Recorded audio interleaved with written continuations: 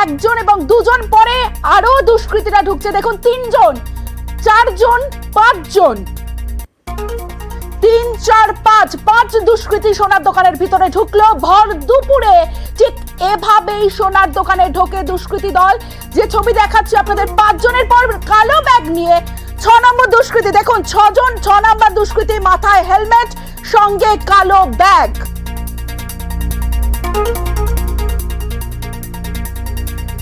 ঠিক তারপরে দেখাবো, তারপরে আরো একজন হেলমেট পরে, সঙ্গে লাল কালো ব্যাগ। 7 নম্বর দুষ্কৃতী, 6 এবং 7, অর্থাৎ 7 জন দুষ্কৃতী দোকানে ঢোকে।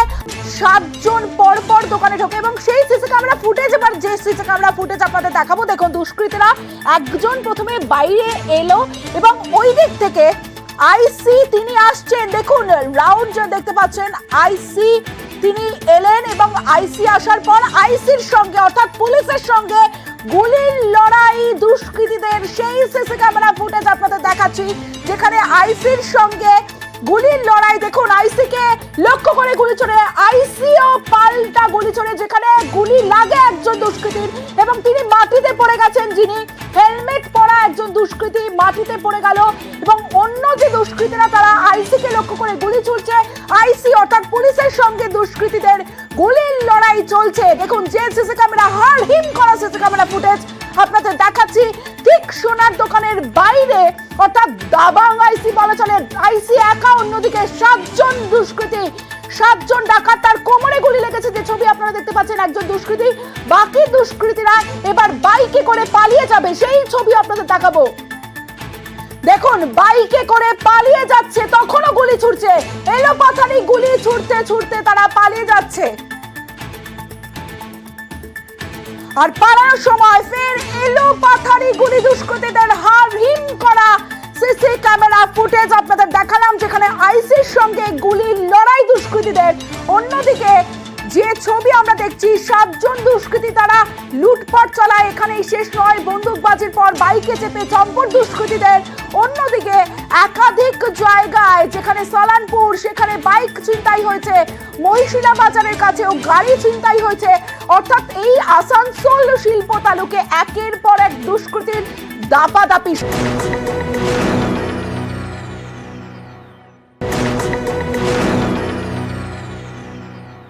শুরুতেই জেলার খবরের দিকে নজর রাখতে হবে, অর্থাৎ আসানসোলের রানীগঞ্জের দিকে নজর রাখবো। যে সিসি ক্যামেরা ফুটেজ আপনারা দেখছেন, দিনে দুপুরে অর্থাৎ ভর দুপুরে দুষ্কৃতী হামলা সোনার দোকানে।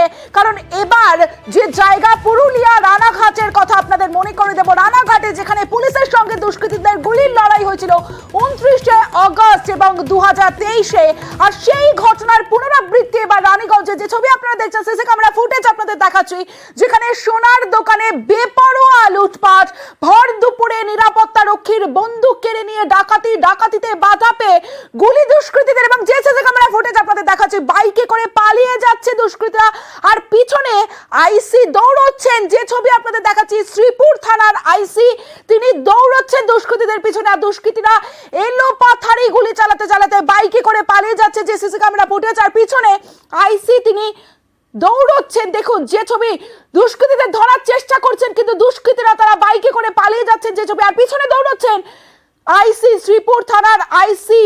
এবং সিসি ক্যামেরা ফুটেজ আপনাদের দেখাচ্ছি, পুলিশ পৌঁছতেই এলো পাথারি গুলি ছুটতে ছুটতে চম্পট দেয় ডাকাত দল।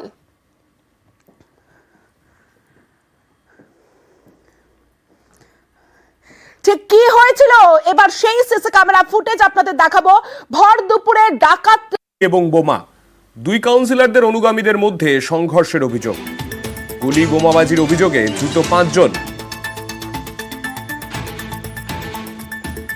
আমাদের সঙ্গে রয়েছেন আমাদের প্রতিনিধি রৌনকের থেকে জানতে চাইবো, রৌনক, কি কারণে এই সংঘর্ষ? এই ভোটের ঠিক পরেই একই দলের 2 গোষ্ঠীর মধ্যে সংঘর্ষ, কি কারণে? দেখো, যেটা জানা যাচ্ছে, গতকাল রাতে কসবা থানার অন্তর্গত ইন্দু পার্ক এলাকায় বেশ কিছু দুষ্কৃতী আসেন এবং প্রায় 3 থেকে 4 রাউন্ড গুলি চালায় এবং বোমাবাজির ঘটনা সামনে আসে। ইতিমধ্যে সেই বিষয়কে কেন্দ্র করে কসবা থানার পুলিশ 5 জনকে গ্রেফতার করেছে এবং সেখানকার যিনি বিদায়ী কাউন্সিলর, বর্তমানে কসবার 108 নম্বর ওয়ার্ডের কাউন্সিলর সুশান্ত ঘোষ, তিনি অভিযোগ করছেন যে তার বিরুদ্ধে, তার হয়ে যারা কথা বলছে, তার বিরোধিতার জন্য সেই ওয়ার্ডের বর্তমান কাউন্সিলর লিপিকা মান্না তিনি এইরকম ধরনের আচরণ করছেন, এই ধরনের ঘটনা ঘটাচ্ছেন এবং তারই অনুগামীরা গতকাল এই ইন্দু পার্ক অঞ্চলে আসেন এবং গুলি চালান, বোমাবাজি করেন। এই বিষয়কে কেন্দ্র করেই কিন্তু ঘটনা উত্তপ্ত হয়ে ওঠে এবং রীতিমতো প্রায় রাত 1:30 পর্যন্ত এখানে এই সংঘর্ষ চলে। কিন্তু ঠিক অন্যদিকে বর্তমান কাউন্সিলর লিপিকা মান্না তিনি দাবি করছেন যে এই যে ঘটনা সেটা কিন্তু কেবলই একটি বাড়িওয়ালা এবং ভাড়াটাকে কেন্দ্র করে এই ঘটনার সূত্রপাত।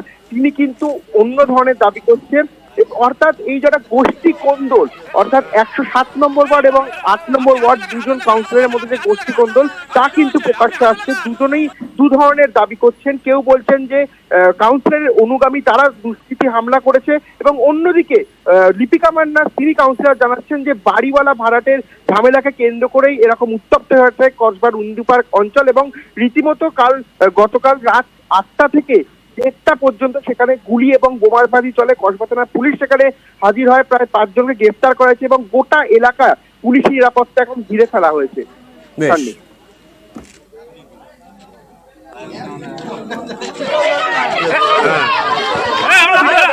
দ্বন্দ্ব কিনা বলতে পারবো না, তবে নির্বাচনের রেজাল্ট বেরোনোর পর থেকে এক শ্রেণীর সমাজ বিরোধী ওই কাউন্সিলরের নেতৃত্বে ওয়ার্ডের বিভিন্ন জায়গায় তাণ্ডব চালাচ্ছে। তাদের একটাই বক্তব্য, সুশান্ত ঘোষের সঙ্গে কোনো যোগাযোগ থাকা যাবে না। বোম গুলি সমস্তই বেরিয়েছে এবং যাদের ছবি কসবা থানা টানানো থাকে তাদেরকে সঙ্গে নিয়ে চলছে। সমস্ত ওয়ার্ডটা সমাজ বিরোধীদের দ্বারা পরিবৃত হয়ে গেছে। সাধারণ মানুষ আতঙ্কিত, যেটা হচ্ছে ভালো হচ্ছে না। বারংবার কেন এরকম ভাবে গোষ্ঠীদ্বন্দ্ব বলা হচ্ছে আমি বুঝতে পারছি না। দেখো, দুষ্কৃতি সন্ত্রাস আমি তৈরি করছি এগুলো আমি বলতে পারছি না। ওয়ার্ডে যারা থাকে, যারা মিটিং করে, মিছিল করে, পার্টিতে যারা আসতে চায়, কাউকে তো আমি বাদ দিতে পারি না। আমি তো জনপ্রতিনিধি, আমি তো সবার কাজ করব। ওয়ার্ডের বাইরে থেকে লোক আসছে, বদমাইশি করছে, সেটা আলাদা কথা, সেটা তো কিছু নয়। এটার জন্যই তো আমার প্রশ্ন। এটা দেখুন, এটা দেখা যাক, এটাকে করতে হবে। এটা আমি তো পুলিশ প্রশাসনের উপর ডিপেন্ডেন্ট। তো আমার বড় চেয়ারম্যান, ওনাকে সরিয়ে দেবে, কে সরিয়ে দেবে? ওনার বাড়িও তো এই ওয়ার্ডে, উনি তো থাকেন আমার ঠিক এই অফিস থেকে 200 মিটারের মধ্যে। এরকম কথাবার্তা তো এগুলো আপনার মানে বিবাদটা কি? কোনো বিবাদ নেই, কোনো বিবাদ নেই। তো সেটা আমি জানি না, এখনো তো আমি অপছন্দের, কিন্তু আমার কোনো বিবাদ কিছু নেই। আমার সঙ্গে বিবাদ হওয়ার কারণটা কি? মুর্শিদাবাদের হরিহর পাড়ায় তৃণমূল কর্মী খুন, রাতে বাড়ি ফেরার পথে হামলার অভিযোগ, বাইক থামিয়ে দুষ্কৃতীদের এলোপাতাড়ি গুলি। হরিহর পাড়ার গজনীপুর এলাকার ঘটনা। আমাদের সঙ্গে রয়েছেন আমাদের প্রতিনিধি প্রণবের থেকে জানতে চাইবো, প্রণবের পেছনে কি কোনো রাজনৈতিক অভিসন্ধি রয়েছে নাকি অন্য কোনো ঘটনা রয়েছে পেছনে? দেখুন, পুলিশ সমস্ত ঘটনারই তদন্ত করছে। এখনো পর্যন্ত পরিবারের পক্ষ থেকে অভিযোগ দায়ের করা হয়নি, কারণ মৃতদেহের কাছেই পরিবারের লোকজন আছে, তারপরে তারা অভিযোগ করবে বলে জানিয়েছে। কিন্তু পুরো ঘটনা কিন্তু তদন্ত করছে হরিহরপাড়া থানার পুলিশ। তবে তার পরিবারের দাবি যে বছর 3 আগে তাদের পরিবারের সঙ্গে প্রতিবেশী জমি জায়গা কেনা সংক্রান্ত একটি বিবাদ চলছিল। সেই বিবাদের ঘটনার জেরে তুমি সঙ্গে থাকো, পরিবারের তরফে কি বলা হচ্ছে একবার শোনাবো। 3 কোড়িরা মেরেছে, ঝামেলা ছিল জায়গা করে। সেই ঝামেলা থেকে ওরা মারলো। 3 বছর হয়ে গেল। সেই ঝামেলা থেকে আমরা বাড়ি ঘরে থাকতে দেয় না। আমরা বাড়ি ঘর সব পুড়ে দিয়েছে, আমরা বাইরে থাকি না। পার্টি মাটির ব্যাপার নাই, ওরাই প্রণব, যেমনটা তুমি বলছিলে, দেখো, এই পরিবারের অভিযোগ যে বছর 3 আগে তাদের প্রতিবেশী 3 কোটি ঘোষ পরিবারের সঙ্গে একটা বিবাদ হয় এবং সেই বিবাদের জেরে একজন খুন হয় এবং সেই ঘটনায় কিন্তু এই সনাতন ঘোষ বছর খানেক সে জেলেও ছিল, তারপর জামিনে সে ছাড়া পেয়েছে। তারপর তার পরিবারের লোকরা কিন্তু তার বেশ কিছুদিন গ্রাম ছাড়া ছিল। তারপর এই পুলিশের তৎপরতায় তারা গ্রামে ফিরে এসে বসবাস শুরু করেন কিছুদিন আগেই। এরপরে কিন্তু এই ঘটনা এবং গতকাল রাত্রিবেলায় এই সনাতন ঘোষ তোমার হরিহরপাড়া চুয়া থেকে মোটর বাইকে করে বসছিল। সেই সময় গজনীপুর এবং ত্রিপুরের মাঝখানে একটি খালি মাঠ রয়েছে, সেইখানে তার মোটরসাইকেলকে থামায় এবং খুব কাছ থেকে বেশ কয়েকটি গুলি করে এবং তার পেটে, দেহে এবং সব বিভিন্ন জায়গাতে কিন্তু গুলিবিদ্ধ হয়। তাকে সঙ্গে সঙ্গে গুরুতর আহত অবস্থায় হরিহরপাড়া ব্লক স্বাস্থ্য কেন্দ্রে নিয়ে আসা হয়। সেখান থেকে মুর্শিদাবাদ মেডিকেল কলেজে রেফার করা হয়, সেখানে কিন্তু তার মৃত্যু হয়। এবং এই ঘটনায় যদিও পরিবারের দাবি সে তৃণমূল করে এবং এই ঘটনার জেরে কে বা কারা কোন উদ্দেশ্যে তাকে খুন করলো সেই ঘটনা কিন্তু তদন্ত করে দেখছে এবং বিজেপির দিকে কিন্তু অভিযোগের তীর তুলেছে পরিবারের কেউ যে পরিবারের পক্ষ থেকে কিন্তু সেই অভিযোগ করা হয়েছে। যদিও বিজেপির দাবি যে এই ঘটনার সঙ্গে কোনো রাজনৈতিক কোনো সম্পর্ক নাই, এটি একদম জমি জায়গা সংক্রান্ত ঘটনা এবং পুলিশ তদন্ত করলে কিন্তু আসল তথ্য উঠে আসবে এবং হরিহরপাড়া থানার পুলিশ কিন্তু পুরো ঘটনার তদন্ত শুরু করেছে। ইতিমধ্যে কয়েকজনকে আটক করে তারা কিন্তু জিজ্ঞাসাবাদও শুরু করেছে। একদিকে যখন পরিবারের তরফেও দাবি করা হচ্ছে রাজনীতি নয়, পারিবারিক দ্বন্দ্ব, জমি জায়গা নিয়ে সমস্যা, তাই নিয়ে এই খুন হয়েছে বলে পরিবার মনে করছে, তার মধ্যেও কিন্তু শুরু হয়ে গিয়েছে রাজনৈতিক চর্চা। আমাদের পাড়াগ্রামের সনাতন আমাদেরই তৃণমূল কংগ্রেসের কর্মী, তাকে গুলি করেছে কে বা কারা, গাড়ি করে এসেছে, এসে এদের বাইকে নাকি ধাক্কা দিয়েছে, তারপরে গুলি করেছে। হয়তো পার্টির কোনো একটা ব্যাপার থাকতে পারে, বিজেপি করেছে এটা।